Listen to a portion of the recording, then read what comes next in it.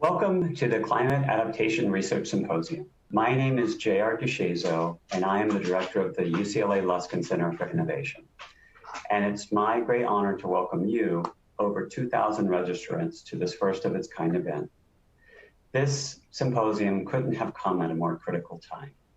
As I look out over the skies of Los Angeles filled with smoke and ash, with record-breaking fires happening up and down the west coast of the United States. Only 3 weeks ago, we broke all kinds of heat wave records with triple-digit temperatures. And think about the rest of the country and the world experiencing increasingly intense storms, flooding, wildfires, heat waves, where the low-income and vulnerable populations bear these impacts the most. The three objectives of this symposium, I think, couldn't become more relevant than they are today.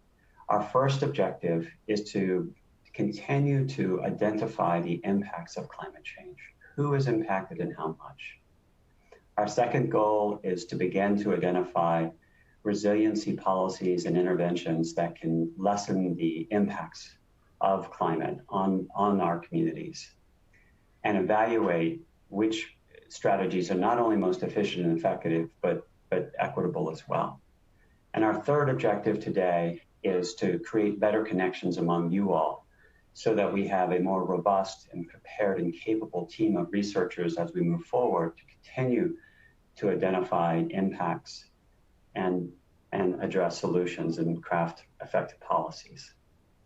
I'd like to thank the symposium's supporters and sponsors, Southern California Edison and Burrell Happold. I'd also like to thank the California Strategic Growth Council for their support. I'd like to recognize the contributions of our organizing committee who selected the 40 papers that will be presented today out of over 150 that were submitted. I very much want to extend my gratitude to the Luskin Center staff, in particular calling out Michelle Einstein and Christian Zarate, who transformed this from an in-person event to a virtual event, a very Herculean task. Thank you guys very much. We hope in the future to make this a recurrent event and to host you here in Los Angeles and be able to dine and socialize, as well as hear great research findings and have intellectual discussion in the future. And so please, as we move forward, let's stay in touch. And if you're like me and having a hard time figuring out which of the 17 sessions to attend today, don't worry, we're going to record those. We're going to share those with you after the event. I hope you enjoyed today's symposium. And with that, it's my honor to turn you over to your session moderators.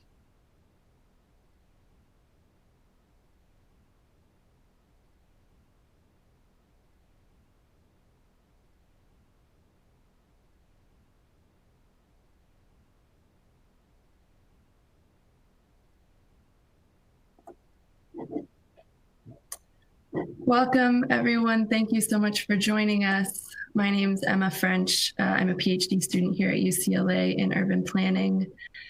We just received a comment from the audience that there are echoes. So we're just going to take one quick minute to make sure that that is taken care of. If anybody else is hearing an echo, could you please send a message using the Q&A function, which should be at the bottom.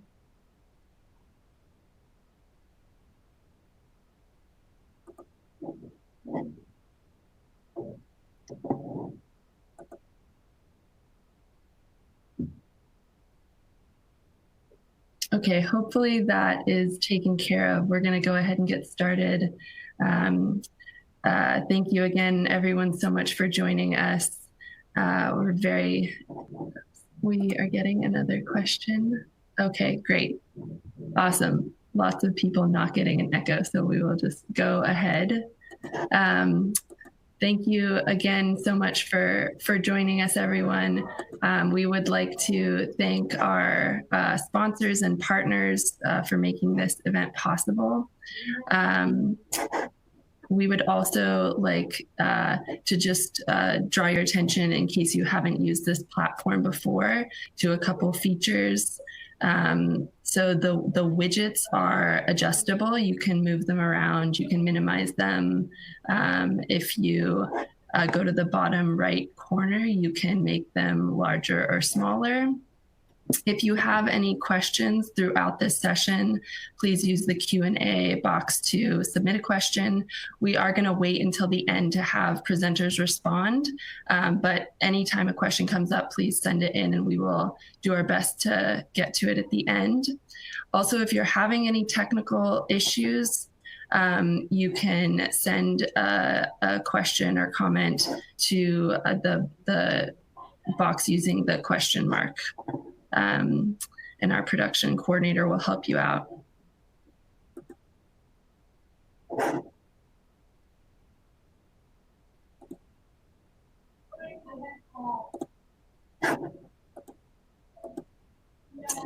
Wonderful. We have 3 presenters on our panel this morning on innovative approaches to planning, Lolly Lim, Robert Kay, and Jesse Keenan. I'll introduce each presenter right before they go. And then after the presentations, our discussant, Chanel Fletcher, will give us some thoughts that kind of tie together the presentations, and then we'll have our Q&A session at the end.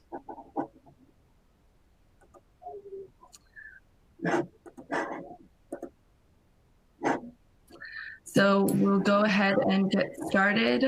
Our first presenter, Lolly Lim, is a researcher here at the Luskin Center for Innovation, and will be sharing her research on the opportunities and barriers associated with state-level policies to address extreme heat here in California. I'm going to pass it over to you, Lolly. Great, thank you so much. And hello, everyone. Good morning. Thank you for joining us on a Monday morning. My name is Lolly Lim. I'm a staff researcher at the UCLA Luskin Center for Innovation. And I've been working on a study that's focused on answering the questions of, what is the degree to which state-level heat adaptation efforts are currently underway for selected key settings of importance, and what state resources and funding opportunities are currently available to local entities to make adaptive changes in those settings, and what gaps could be filled at this moment. So this is an ongoing study, but we have some, we wanted to share the approach and some of the preliminary findings that we have so far with you. So just to set the stage, I think we all understand that California will see an increasing number of extreme heat days and heat waves in coming decades, and that'll have very profound impacts in terms of on all communities as well as on various systems, including infrastructure, health, energy, etc. And that protecting populations and communities that are particularly vulnerable to the adverse impacts of heat should be prioritized. And the way that we kind of outlined our motivating questions and approach for this question of understanding the degree to which state-level heat adaptation efforts are currently underway is that we ask the question of what are some priority key settings to consider when thinking about heat adaptation based on where communities and individuals tend to spend time, and also based on which population groups are very vulnerable to the impacts of extreme heat. So I'll walk us through how we decided to select those settings. And for each setting, we ask the question of, are there currently state-level heat exposure standards or regulations to protect the users of those spaces? And if yes, is there currently a monitoring and compliance reporting system for those regulations? And then for each setting, we also ask the question of what are some possible interventions that could be taken in those settings, whether that be weatherization, cool roofs, etc. So we kind of walk through the possible options for each setting and ask the question of whether there currently are state-level funding opportunities to actually implement each of those interventions at the local level.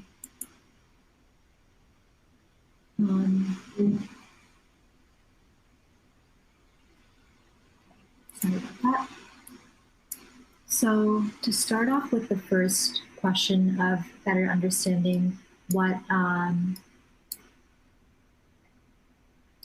sorry, I think that there might be an audio issue here. Just 1 second.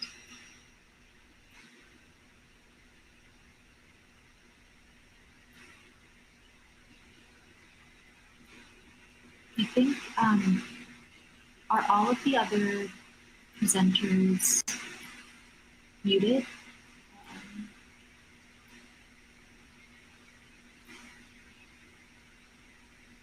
Okay, I'm just gonna continue. Okay, so when we are looking at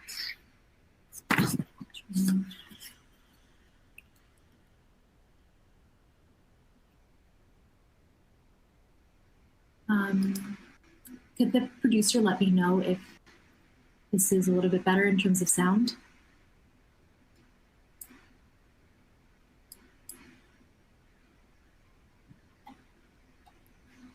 Okay, apologies everyone, I'll continue. So when we were looking at trying to identify key priority settings as relevant to heat, we first looked at the literature to better understand which populations are known to be particularly vulnerable to extreme heat.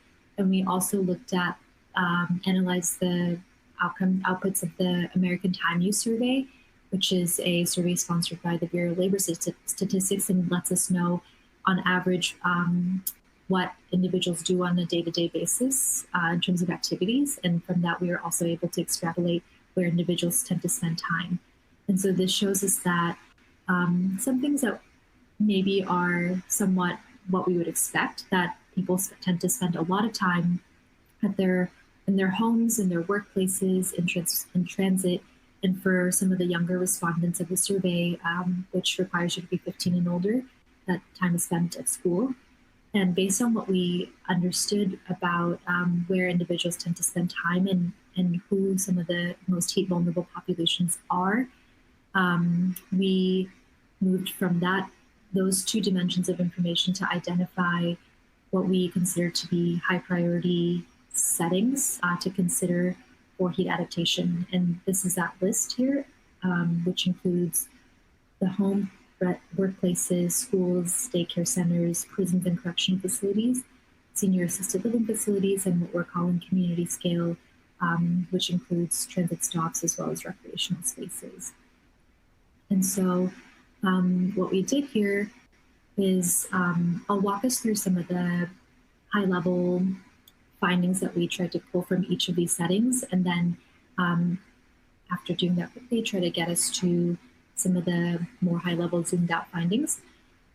So what we did for each of the settings is we asked the question of whether there are currently state level regulations on to regulate indoor temperatures or heat exposure in those settings.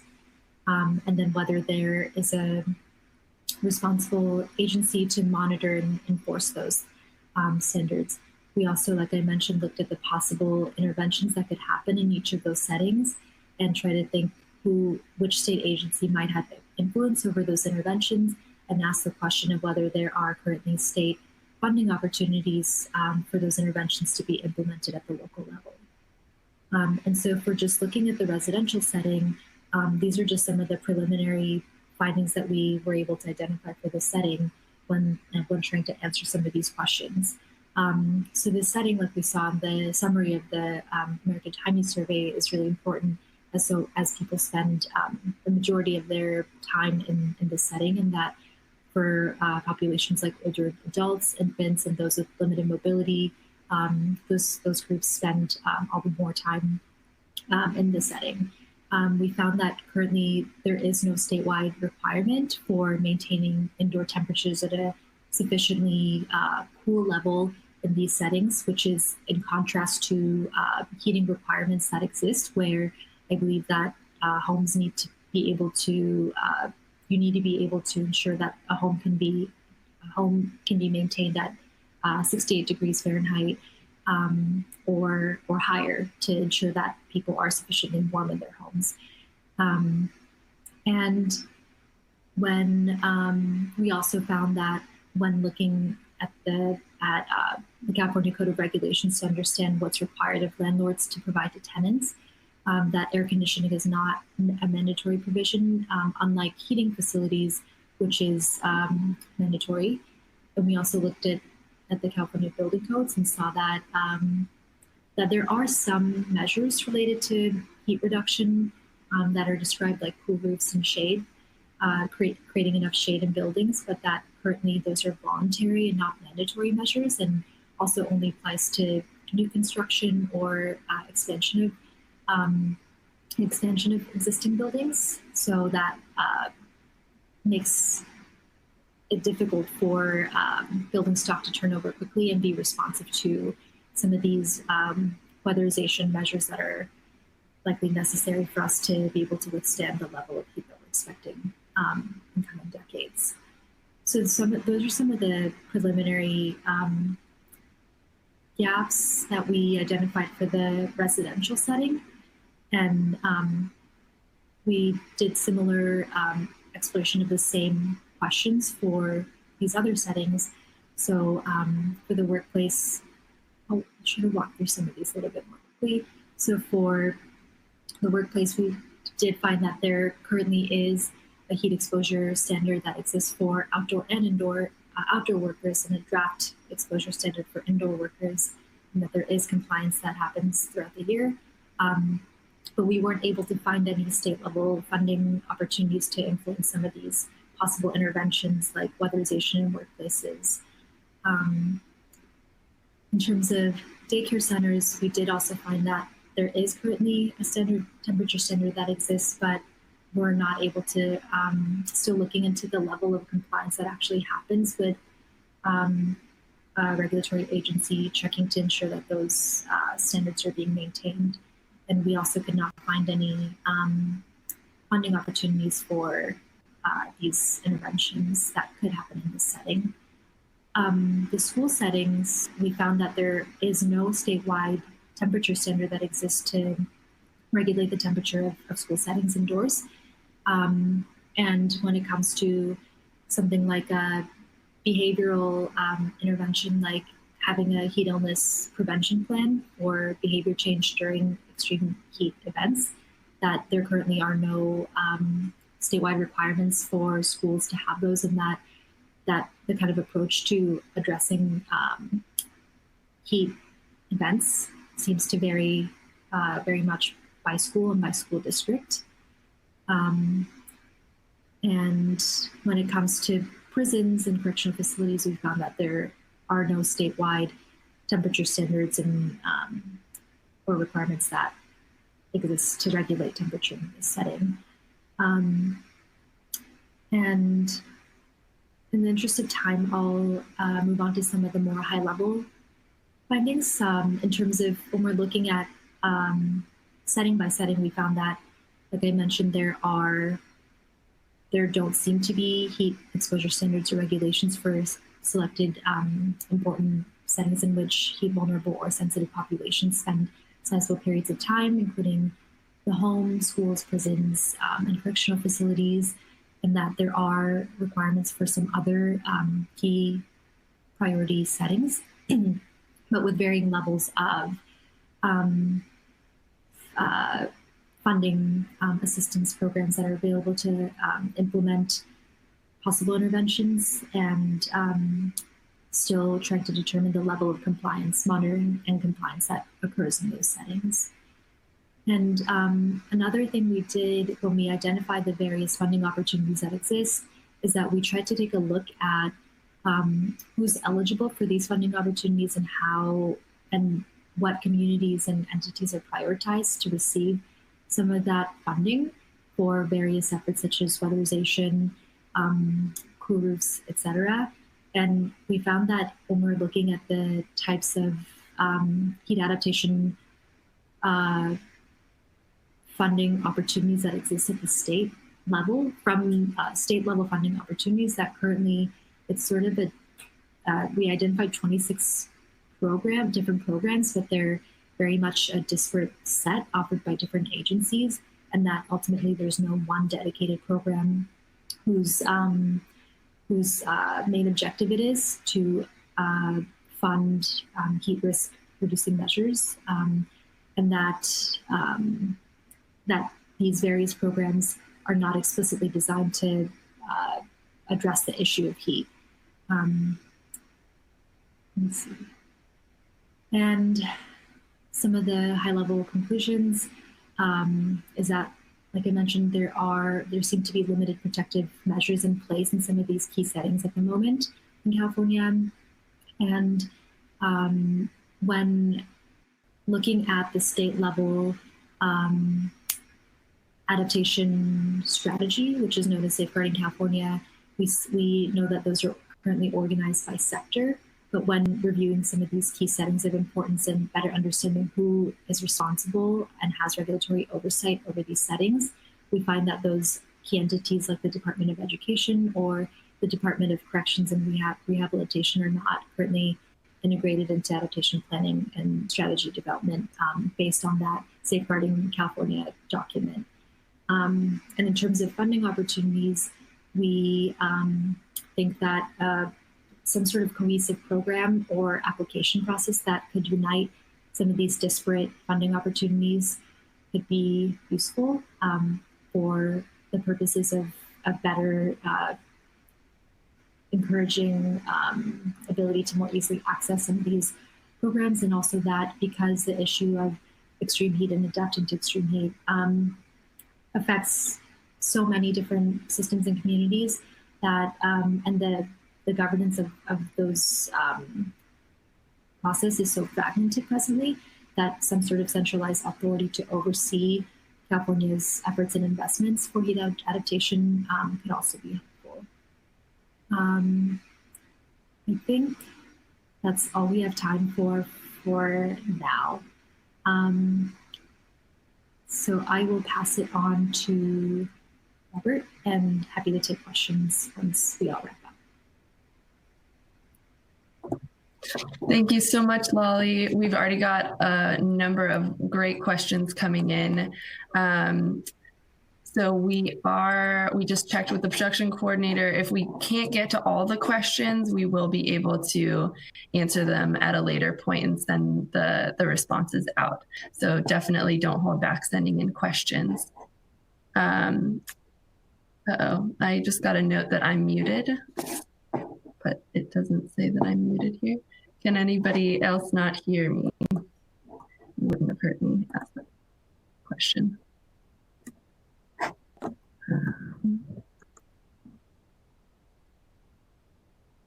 Okay, great. All right, well, thank you so much, Lolly. We're going to move on to our next presenter, Robert Kay. Robert is a principal and California lead focused on climate change adaptation and resilience at ICF. Robert will be presenting on a novel approach to the design and implementation of climate adaptation in California, known as flexible adaptation pathways. So I'll pass it over to you, Robert. Thanks, Emma. So I'm going to talk to you this morning about how flexible adaptation pathways can help us scale up from incremental adaptation action to the transformative adaptation actions that we need. In doing so, I'm going to be really candid with you all. Oh, is my video working, everyone?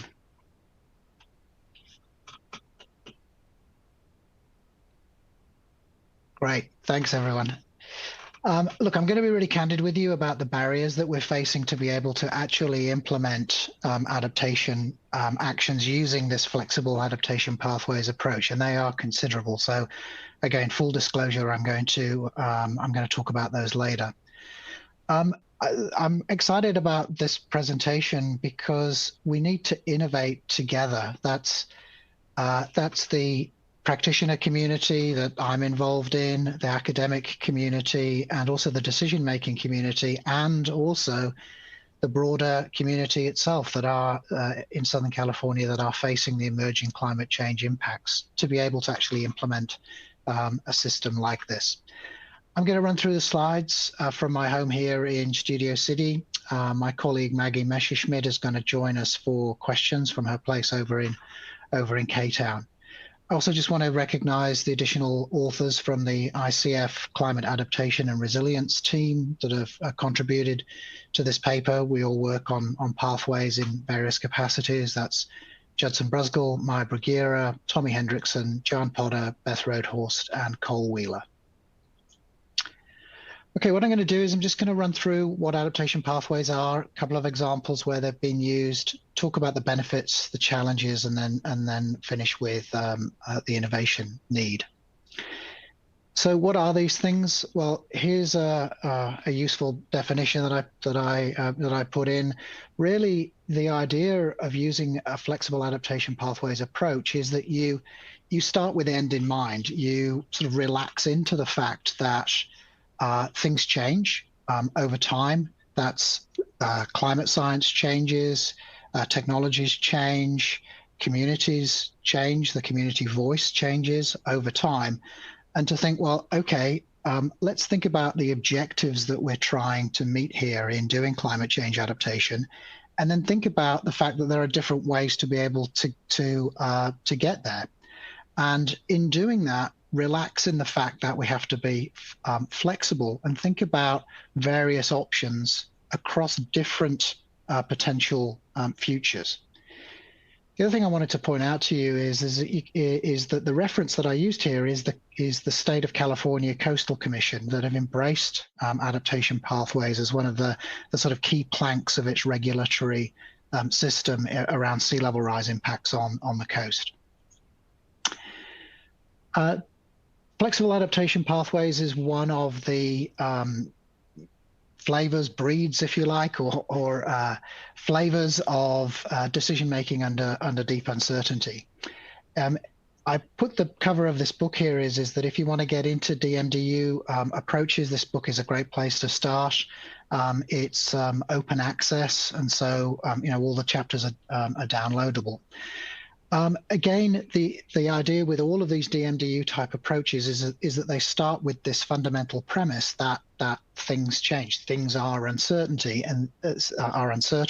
and therefore decision-making systems have to think about being adaptive in the face of those uncertainties. So just a quick contrast about what this looks like as opposed to a traditional adaptation planning approach. And here's a standard sort of waterfall model of doing a standard approach to doing the first step being, well, what's the problem? Let's go through a vulnerability assessment, then let's go through and do our adaptation planning, think about how we're going to finance that, and then we implement.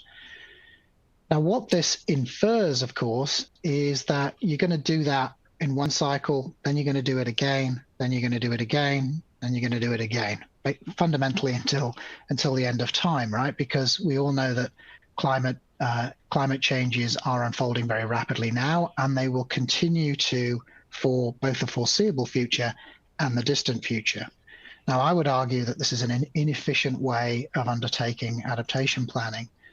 And rather using a pathways-based approach, you do the traditional problem framing, you do an initial vulnerability assessment, you look at doing the adaptation planning and financing to kick this process off, and then you extend out the implementation process, importantly adding monitoring and evaluation. And that's why the text is there in red, because this is really the critical part of implementing a pathways-based approach. So again, the idea is that you build in these rigorous feedback mechanisms. You build in ways of reframing the challenge as things change, science, policy, societal factors, and so on, and you adjust things as you go along. So again, I wanted to put this slide in here. The idea being is that you frame up the objectives. You say, what are we trying to achieve?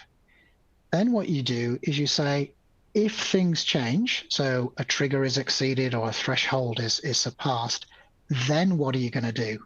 So it becomes this objective if-then cycle, which I'll talk about. I'll dig into in a little bit more now. So a few examples I just want to touch on. The California Energy Commission funded a couple of projects that I was involved in through the fourth assessment project. These are available on the fourth California Climate Change Assessment website, where we really used a pathways-based approach working with San Diego Gas and Electric and SoCal Gas. We also did some work with LA Metro with their Climate Action and Adaptation Plan, and that was at their request that we used a pathways-based approach. A couple of other examples I just wanted to point out to you. The City of Santa Cruz are doing some really great work around using pathways-based approach on a Caltrans and Coastal Commission funded grant. They've got a great website up. Really recommend you take a look at that. And also the San Francisco Public Utilities Commission are doing some interesting work too, and there's others. There's a great report, Point Blue, and the San Francisco Estuary Institute and Marin County put out recently, and others. So there's actually quite a lot of work that's going on at a project level. Just want to show you what this looks like. This is taken from LA Metro's CAP report. And you can see here, I'll just jog through this for a second. The idea here is that this was an elevator in the Red Line. And for those of you that don't live in LA, this was the first metro line that was put underground here in LA in the early 90s. And the elevators that were built are, again, the way in which they're designed are basically intolerant to heat waves. And so what happens at the moment is that during heat wave events that Lolly spoke about, obviously going to increase in the future, but during heat wave events, they basically have to shut these elevators down and figure out what they're going to do around that. Now, in the future, there are some options about maintaining the objective here being to maintain operational stability for metro users. And so there are a number of options. And so what we did is we workshop through what these options could look like, and then think about, well, at what point would we change from enhancing operational communities to re-engineering and redesigning those particular elevators? Again, this document's online. Scaling up a little bit, the state government has really been looking at adaptation pathways really in a very concerted manner. A great way into this issue is through the Climate Safe Infrastructure Working Group report that was established under AB 2800, and that was published a couple of years ago, that really laid out how to think through using a pathways-based approach to help guide adaptation planning in California. Also, the Coastal Commission has really, I guess, embraced is a good way of putting it, thinking about looking at what needs to be done in the short term for adaptation, as well as in the long term for climate change adaptation, and it's a requirement of their review and approval process. Also, the state government recently, this is the California Office of Emergency Services, just released the Adaptation Planning Guide version 2 that I was privileged to be involved with. And you can see down in the bottom right-hand corner, adaptation pathways were put forward as an alternative approach to the more traditional way of thinking through adaptation planning. So just to take a beat now and think about the benefits of this approach, I feel that this is a really a great way of being able to think through long-term and programmatic. Pathways have been really around for about 20 years now. They really first came out of the UK and the Netherlands, where they're very much part of the process there about thinking about long-term change versus the sort of monitoring and evaluation processes. The real benefit, I think, is that when you start getting into using these types of approach, they're very visual, they're very engaging. You can literally start thinking about, well, what's the objective we're trying to achieve, and literally drawing out ways of thinking about being able to develop paths into the future, and then thinking about, well, if we're going to set up trigger thresholds, monitoring and evaluation programs, how are we all going to buy into those collectively so that we all understand actually what they all mean? In the Netherlands, for example, they have a group called the Signals Group, which is part of the Delta management system there, that regularly updates their monitoring and evaluation framework within a pathways-based system. I think there are real benefits there. Just to take a beat onto the challenges, and again, full disclosure, my sense is that why pathways are not much more embedded into adaptation planning in California and in many other parts of the world is that there are very significant challenges to be overcome. The first one is actually defining shared objectives. When you think about what are we trying to achieve, for who, and why, that really does open up real critical challenges about actually what the future looks like and what we're all actually trying to achieve. Now, oftentimes, again, using the elevator example, it's easier to start this conversation thinking about specific pieces of infrastructure. But very quickly, that then starts thinking about, well, actually, there are bigger issues at play here, and those really need to be worked through, and that's not easy. But I believe can be tackled. The next one is that defining triggers and thresholds really requires some really hard thinking about the science of climate and of climate change, and making their indicators simple and understandable and shared. The third one is the monitoring systems and maintaining them. Again, we're very lucky here in California that we've got fantastic monitoring systems, but there might be gaps. Again, we don't know until we really systematically look at this issue. My sense is that the vast majority of the work here to overcome the monitoring system challenge is around interpreting that information rather than actually having to collect new information.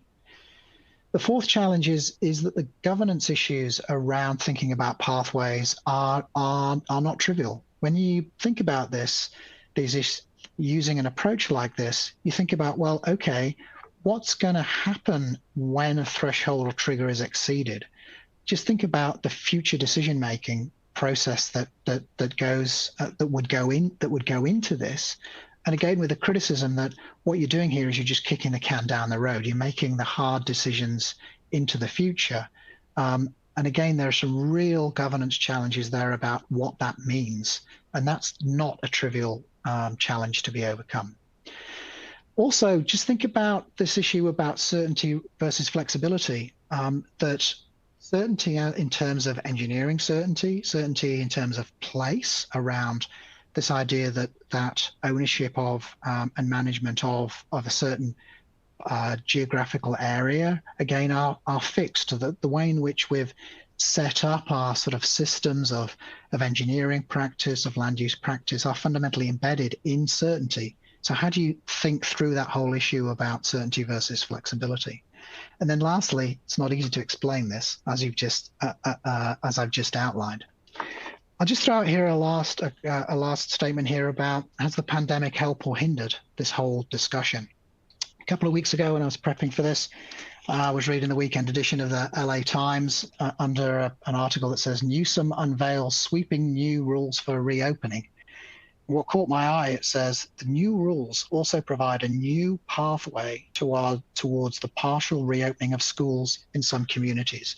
Now, whether that helps or hinders us, again, moving forward, I think it's too soon to tell.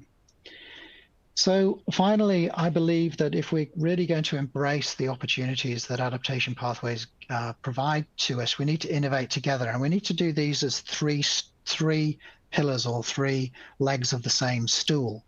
If we try and dig into one of them too quickly, this stool is just really going to be unstable and not allow us to really move forward together. Thanks very much, and back to you, Emma. Thank you so much, Robert. That was really, really interesting. Just a quick point, we're getting a lot of questions about whether the slides will be available.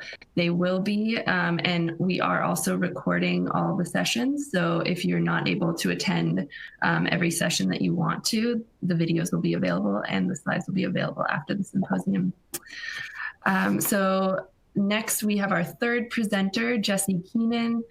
Jesse is an associate professor of real estate at Tulane University and will be presenting his research on developing effective and equitable resilience and adaptation indicators. Thank you very much for having me today. It's a great privilege to join this broader community of adaptation scholars here in the United States. There's really a tremendous opportunity here to advance new knowledge in our respective fields.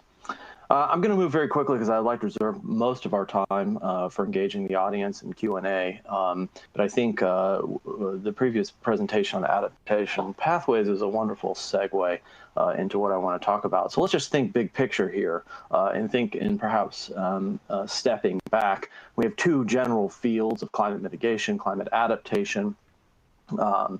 We understand that within this broader field of climate adaptation, we have multiple different components of resilience and pathways, transformative adaptation, adaptive capacity. All of this falls within this broader inter and transdisciplinary field of climate adaptation. And of course, there's always the specter of maladaptation on the horizon, which should be consideration for all of us, and those of us particularly working in public policy. But there's no such thing as resilience in its singular form. In fact, from an epistemological but a very practical point of view, there's multiple different types or categories of resilience. There's no such thing as just one type of resilience. And we can think along a continuum of single equilibrium to multi-equilibrium in the sense with things like disaster and engineering resilience. We have very well-known elasticities or reversions to a single stable state or single equilibrium. And as we move towards community resilience, urban resilience, we have multiple potential stable states. And in this regard, we can think on the left-hand side in the engineering disaster and by some measure ecological resilience. These are descriptive aspects. These are things we can measure and observe. And of course, it really does truly become normative how things ought to be when we think about community resilience. And of course, this broader perspective and typological consideration is really critical for making and understanding feedbacks and trade-offs. So in public policy, particularly at a state or subnational level, there's three types of resilience that really have risen to the top. And you actually will be seeing this forthcoming in the state of California in terms of forthcoming guidance and thinking. But engineering resilience, which I think we all understand or have had experience with it, ecological resilience, and community resilience. This is sort of the principal trilogy that you see dominating discourse, particularly as it relates to climate change. So I want to talk today about indicator design for resilience and adaptation. I work with Keely Maxwell at the U.S. EPA. Of course, this does not reflect the sentiments or opinions of the U.S. EPA, but it's work that we've done together. So let's think about a quick vocabulary check in terms of indicators. We can think in terms of descriptive indicators, which are largely quantitative, as well as normative indicators that are really largely qualitative, but equally important. I think we have a certain perspective that tends to trend in favor of the quantitative, but we should always give recognition to this broader normative component. So what makes resilience and adaptation indicators unique? Well, resilience and adaptation are processes. They're not outcomes or conditions. The challenge, of course, is we're attempting to understand dynamic processes within just empirical snapshots. So that's always a challenge when you're thinking about trends or states. Resilience and adaptation goals fairly well defined. And of course, in a circular sense, the creation of indicators themselves helps define resilience and adaptation goals. It's something we'll come back to. So you really have to think about, well, what's the typology or the type of change that we're giving consideration to when we're thinking about indicator measurement? It's really transitional change to the extent that we have some predetermined or idea pre-existing notion of what that new state may be. And I think in transformational terms, it becomes much more difficult given the nonlinearity and deep uncertainty associated with it. So in this sense, we're really thinking, I think, as a practical exercise in incremental terms. Sure, we would seek systematic and transformational adaptation by some measure. That may be the ultimate adaptive outcome that we would hope in terms of collective resources, environmental stewardship, and the like. But really, I think when we're talking about indicator design, we locate ourselves within these incremental notions of adaptation that fall within a transitional notation of change. So why develop resilience and adaptation indicators? Well, it's going to help guide policy. And of course, there's a problem there to a certain extent that we have a measurement bias, and we tend to track policy towards those things that we can measure. But in terms of accountability, learning, and adaptive management, we all know this, we've heard this. These are key elements and important elements, but also it really helps us understand where maladaptation is. There are many examples of where resilience may lead to maladaptation, and many examples from which adaptation undermines resilience. So we have to understand those unintended consequences, as well as fundamentally who benefits and who bears the consequences of such policies. And this is important for conflict resolution, as well as matters of social equity. But here's the practical answer. And the practical answer to this question is that states are having to triage the allocation of resources, and limited resources is that. So they're increasingly reliant on triaging and having state and local disclosure and reporting. So you're moving from vulnerability into adaptive capacity and ultimately into an implementation regime where we are today, where these indicators are really critically important. So self-reporting indicators, and this is an important finding, self-reporting of indicators, particularly by counties, cities, local governments, is critically important for internal reflection of political environmental conflicts early in the process. So as they engage the state and even federal agencies for resources in advancing resilience and adaptation interventions, if they think about indicator design early on, it sets up where those conflicts are, and it helps mitigate those potential unintended consequences along the way. So there's an infinite range right now in terms of what state, really local governments can do given the institutional capacity they have, and it's paralytic in many ways. So I think states are increasingly becoming reliant on indicator development to help guide but not necessarily constrain adaptation behavior. There's also some really fundamental practical problems, which is that we tend to focus on status quo biasing through engineering and disaster resilience, primarily because we're measuring it in terms of exposure reduction, relatively easy to measure and accessible. So again, measurement is driving some policy here. And of course, the problem with that is that it overlooks many non-structural changes in the sense that we are biased towards material inventions. Sometimes that's wealth protecting wealth. There's a number of challenges with that.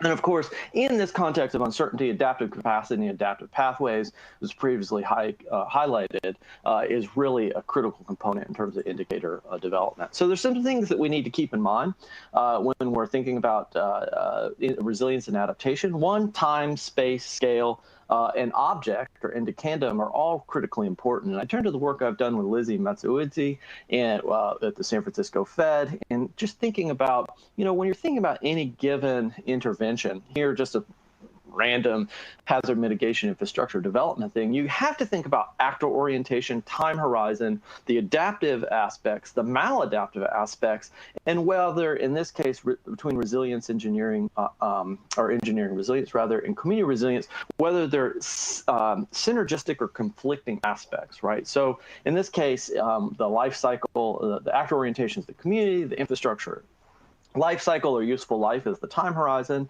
It may in adaptive terms help support a local infrastructure, but it may be maladaptive in terms of imposing a debt burden. And you can go on and on down the road thinking about this. So there's always trade-offs, there's always conflicts, and we have to identify, the extent. We have to move away fundamentally from the absolutism associated with resilience as an absolute good and understand these more nuanced aspects. So I'll skip over this. You can think about this in managed retreat or coastal housing.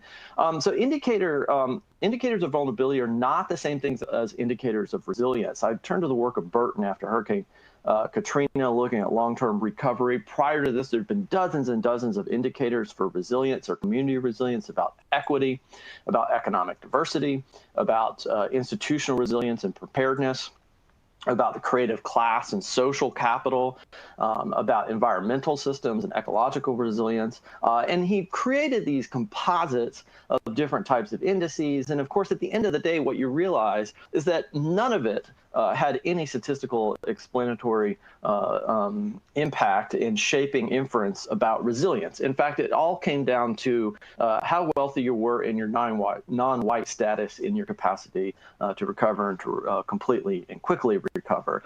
So what we begin to see is a bit of a backlash in that vulnerability indicators and resilience indicators are not the same thing. It becomes quite distinct, I think, in scholarly terms. So where does that leave us? Well, in descriptive resilience terms for engineering, those indicators are quite well developed and are very, because they're based in many ways that their accessibility is advanced by the fact that we have predetermined performance criteria.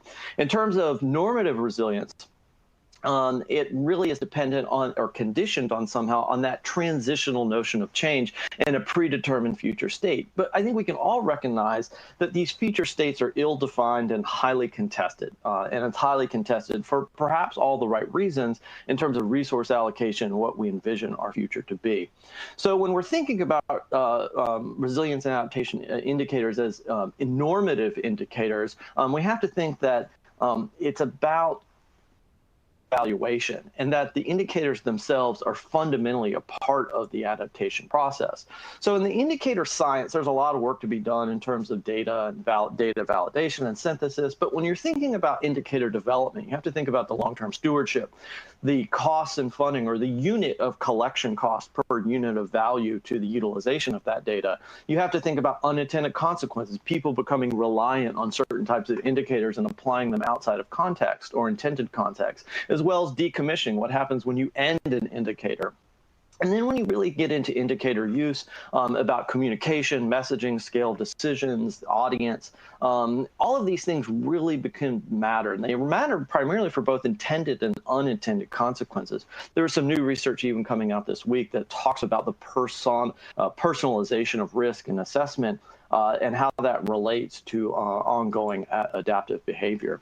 So when you're thinking about detail and specificity and frequency of collection, that's going to relate to different types of users making fundamentally different types of decisions. And I think when you're thinking about resilience and adaptation interventions, and you're trying to think through the extent to which those interventions may be supporting, or the indicators themselves may be supporting certain types of adaptive behaviors, you have to think about, well, what are the contexts from which these decisions are fundamentally being made, and how does that shape our indicator design? So some of the findings from our work is that participatory indicator development and maintenance brings greater diversity to conflict detection and resolution very early on. This is very much to your benefit, if anything, as to the realpolitik of it all. And the participatory indicator development offers greater validity and understanding of diversity of knowledge, let's say biophysical and socioculture, but it also sets up for greater political risk to the extent that now, as you've defined an indicator, it sets forth an implied set of expectations about where you're heading, right? So whenever you create that indicator, you have to recognize the political consequences of what you've set for yourself. There's all kinds of challenges, of course, in terms of single purpose measures, how we can align those and move away from single purpose to multi-purpose. It's not just a function of economization, it's about reaching different types of users over different time horizons. Of course, there's a producer-user bias in the design of indicators that we have to think about. And of course, again, sociocultural data complementing biophysical data gets us to a fuller spectrum in panarchic terms for the scholars' view of ecology here about how this applies in terms of matters of policy, but just much more diverse set of users. So conclusions, we have to recognize the conflicts and synergies between adaptation and different types of resilience, understanding the trade-offs, the extent to which maladaptation may be advanced by certain types of resilience or resilience interventions. And we have to recognize the limited conditions for direct measurement, particularly outside of things other than engineering resilience. So as states begin to standardize indicators, and we're starting to see this at a pretty good clip, it's critically important that we think about localized, participatory, and complementary indicators as we engage local stakeholders along the way. But you also have to kind of step back and think that this is actually part of a quality assurance process. This is actually benchmarking, learning, and really seeing how we're keeping up. So resilience indicators are part of the process. It doesn't necessarily lead us to a binary yes or no measure of success. They are to be adjusted, and in many ways, I think, is quite complementary to where we left off here with adaptation pathways. It's a component of that monitoring and measuring going forward. So thank you very much for having me this morning. Thank you so much, Jesse. That was really fascinating. I'm going to just keep us moving because time is precious. Last but not least, we've got our discussant here, Chanel Fletcher, who will provide us with some conclusive kind of thoughts and reflections that pull these these different topics together. Chanel is the executive director of Climate Plan, a network of organizations working throughout California to create sustainable and equitable communities by advancing innovative transportation and land use policy solutions at the local, regional, and statewide levels. I'll pass it to you, Chanel. Thank you so much. So as you guys can see, I'm also sharing my office with my son. So bear with us. We're doing distance learning and trying to present, I think, as most parents are struggling. So I want to say that first, thank you so much to all of the speakers. I think my mind is definitely blown hearing kind of from Ollie's presentation all the way into the end. I have a couple of thoughts and just general reflections. I think starting with what Lolly was sharing around some of the pieces around heat and thinking about the challenges that we're facing. And I think it all kind of weaves in and ties together. One of the things that I'm really struck by is that, so I live in the Bay Area, and there is very few homes that were built, particularly in places like Oakland, San Francisco, that actually have air conditioning. And I think, as many folks know, we've been experiencing these record temperatures, like San Francisco being at 95 degrees. And so imagine being in, an apartment, in a home with no AC, 95 degrees outside. Imagine what it feels like inside. And so there's been, you do your Target run and fans are completely wiped out. Because everybody's purchasing fans and we're trying to cool off and we're trying to cool down. And I think one of the things that has made me think about, particularly in that presentation, was, well, what is the role that we want to see the state play? And even who is the question of who is that we? What does that look like? What does that mean for us as we're kind of experiencing those impacts of climate change when we're seeing the temperatures of the climate overall changing over time due to, what we've done so far? What does that intervention look like? How do we build it? How do we think through it? And I think there were a lot of pieces in there around some of the funding opportunities, but there were also a lot of gaps in places where we were seeing there are no requirements for those who are in our homes. And then I think if you're dependent on transit, for example, and you are standing outside waiting for your bus in these temperatures, what does that mean? And I know that, for the Bay Area, those are record temperatures, but if you're looking at inland California, we're looking at even higher temperatures that people have had to sit in, wait outside in for even, I think, longer amounts of time. So I think that those is kind of one of the things that I was thinking about really was what does that look like and what does that mean in terms of that intervention? What are we expecting? How are we pushing for that? And then I think going into the flexible pathways. And so I remember thinking okay, if heat is the problem, for example, that we are trying to address. I really felt when I was kind of listening to that presentation that the idea of those flexible pathways felt like a way for us to start to reimagine the process. And so not just being well, the problem is this, and then how do we address it? But instead thinking through and really thinking about that adaptation piece and thinking about the flexibility of what are the range of opportunities and solutions and what could that look like? I think one of the places where I felt I had a question just, from being in some of these state processes, and I don't know, probably on local levels too, is, and I think this was kind of was brought up in terms of shared definitions, shared understanding of what the problem even is. I often feel we don't talk about things like entrenched power. There's a reason why we haven't seen the changes that we want to see. And there are very, in my mind at least, very powerful interests who are not aligned or who do not agree or do not see the issue the same way. And so I think that's one of the big questions that I have is that as we're dealing with these challenges and with these problems, what does it look like? What does it mean?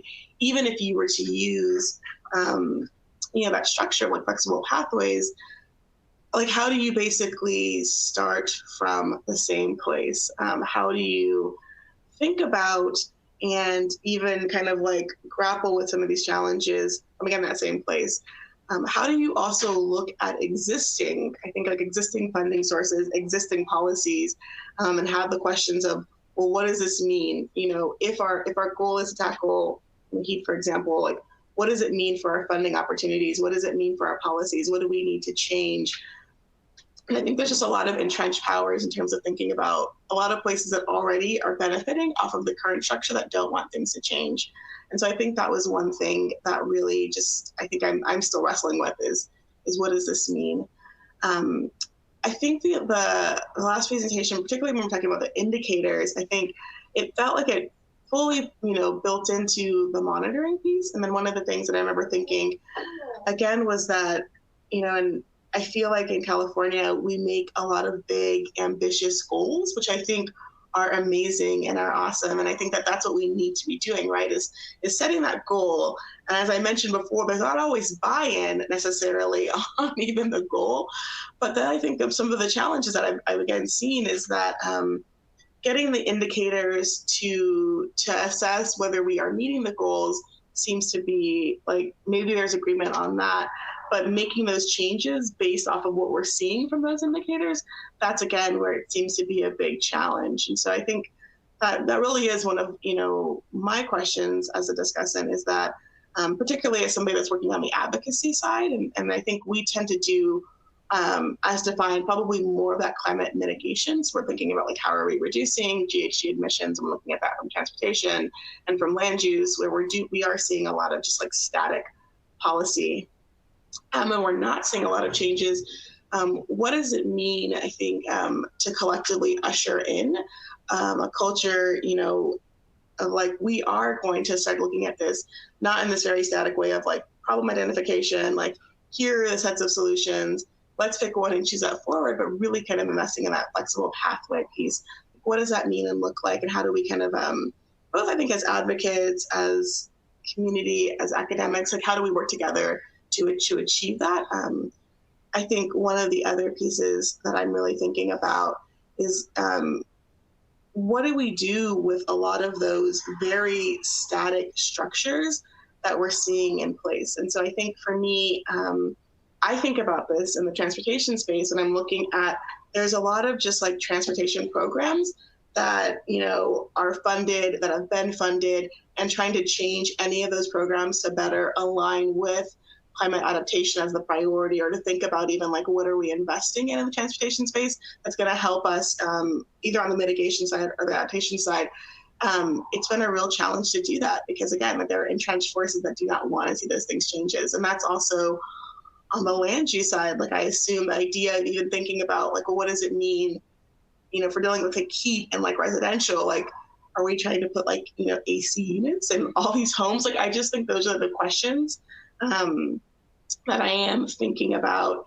And I guess that, that feels like for me, I don't necessarily know how that gets operationalized. And so I think that that's the place where I kind of come back to again, like, if we have, if we start to get the data, like how do you shift some of those more challenging pieces that feel very entrenched?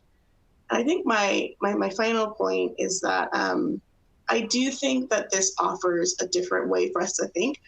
But the last thing I would say is really thinking about the role of community members and how they show up and how they play a part in this. And so I think what can feel really challenging is that a lot of the processes that we're talking about, in addition to, seeing these entrenched powers that don't want to see things change, even if we have some of these like big kind of like climate goals, it really comes down to the fact that I think at least from the work that we've been doing, and I know that there are other folks that are, watching this, that are working directly in communities who often feel like they don't have a say and they aren't very involved in the decision making. So how do these, how do these indicators, how do those flexible pathways, like how are those really helping to uplift and shift power in a way that as residents, as communities, our voices are being heard.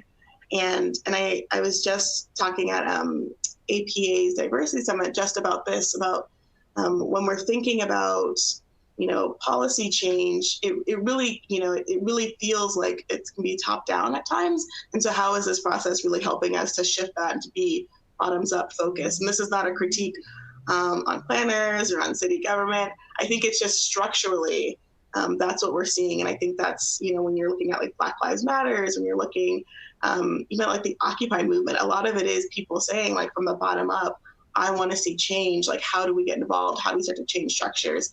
And so I am really curious on how these different, what we kind of have talked about, like how that can also include a very bottoms up approach, how that can include stronger partnerships between, I think, community organizations and academics, because academics do have, I think, a strong role in terms of influencing the state policy, and advocates also are kind of pushing. And so it's like, how do we kind of create those stronger, deeper partnerships between the two?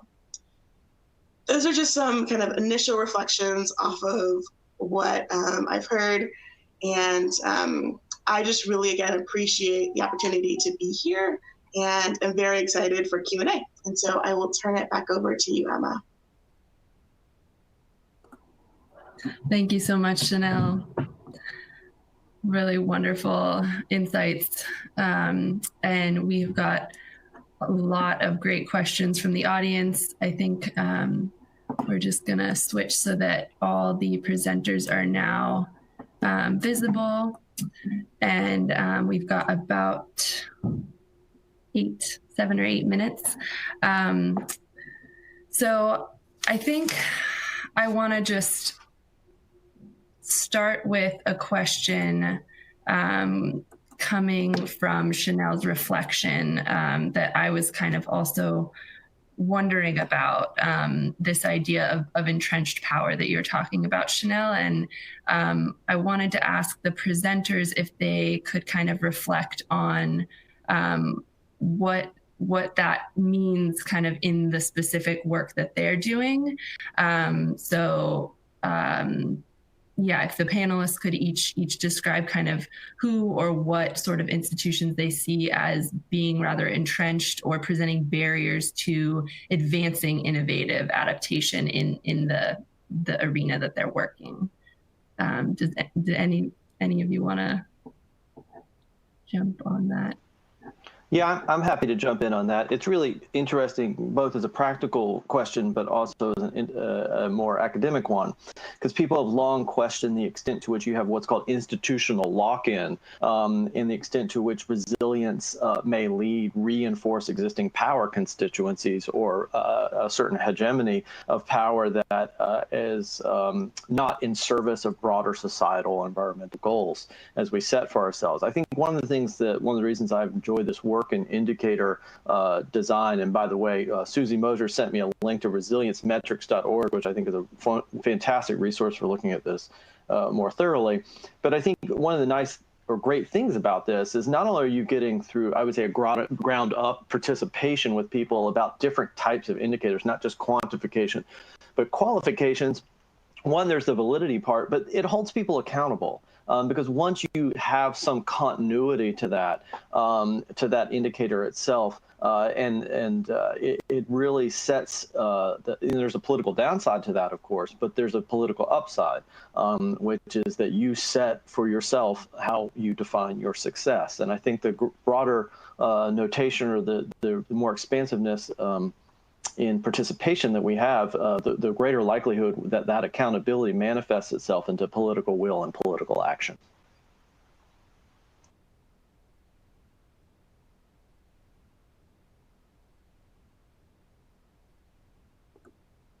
Robert or Lolly, did either of you have any thoughts on that piece?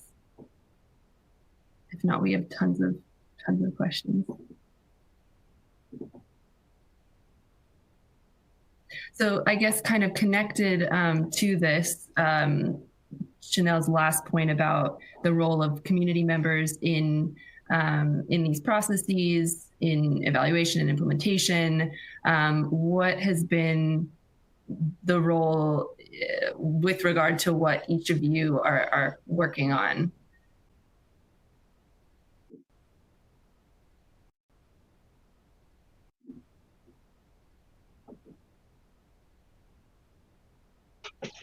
Hey, I'll go, and then I know that my colleague Maggie would like to say a few words as well.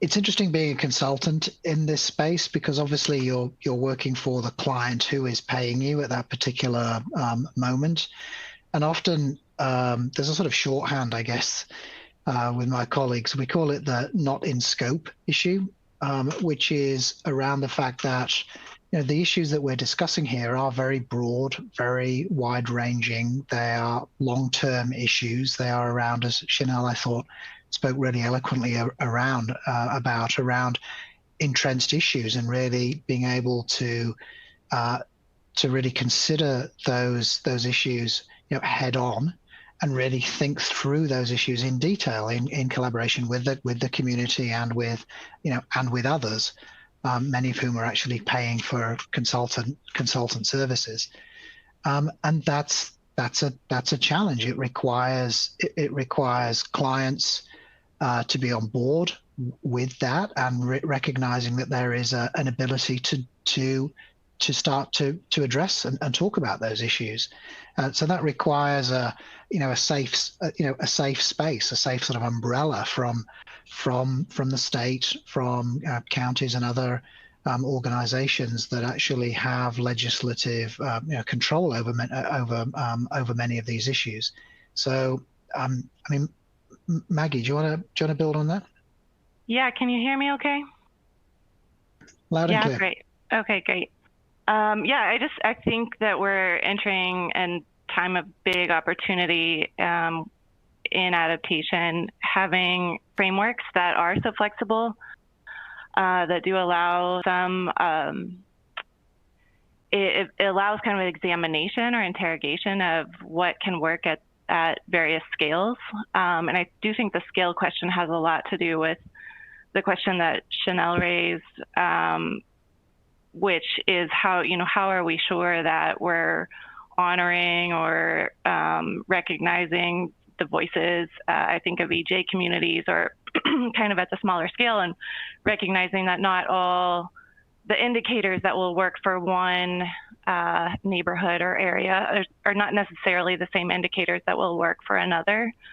But I do think that so this flexibility allows for some of that differentiation, but also thinking through how in practice, this development of indicators also provides kind of a platform for communities to feed into some sort of mechanism that recognizes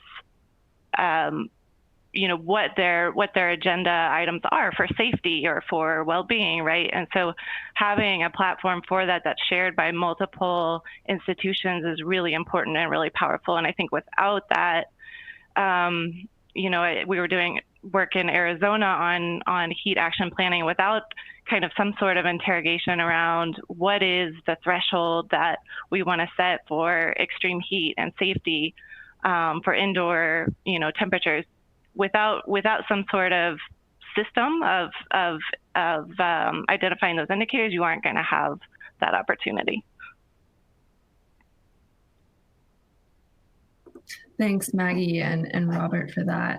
I want to just give Lolly a question. There were a lot of technical questions during your presentation.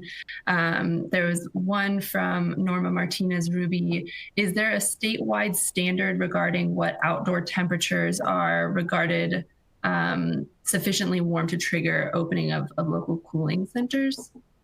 This is a more technical one. Yeah. So in terms of triggers for cooling centers, those are different by location. My understanding is that local emergency management departments and agencies at the local level are responsible for responding to those, and the approach and location of where those cooling centers are placed and the availability of funding is also quite diverse in terms of different local governments' capacity to address cooling centers. And I know we're on time, but I know with recent heat waves, coupled with not only extreme heat, but with smoke from wildfires and coronavirus concerns with needing to social distance, that cooling centers have come up as a huge problem in thinking about how to design that intervention better to be more holistically oriented to support individuals in a transition to talking about resilience hubs is, I think, also something that we're seeing right now beyond just hate. Wonderful. Thank you so much, Lolly. So we are at time, and unfortunately we need to clear out of this room so that the next group can come in and set up. Thank you again so much to the presenters and to Chanel for providing thoughts.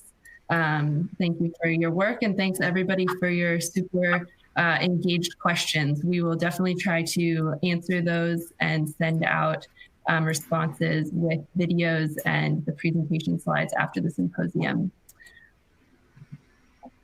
And we've got another session in this room. We hope you can stay. Let me just open that up. Here we go. Okay, so we've got next in room 1, quantifying and minimizing the health impacts of climate change. In room 2, how are workers impacted by and adapting to extreme heat exposure. In room 3, local planning and resilience for resilience and equitable solutions to extreme heat. And in room 4, community-based approaches to investing in climate resiliency. So hopefully you can stick around for one of those sessions. Have a great day, everyone.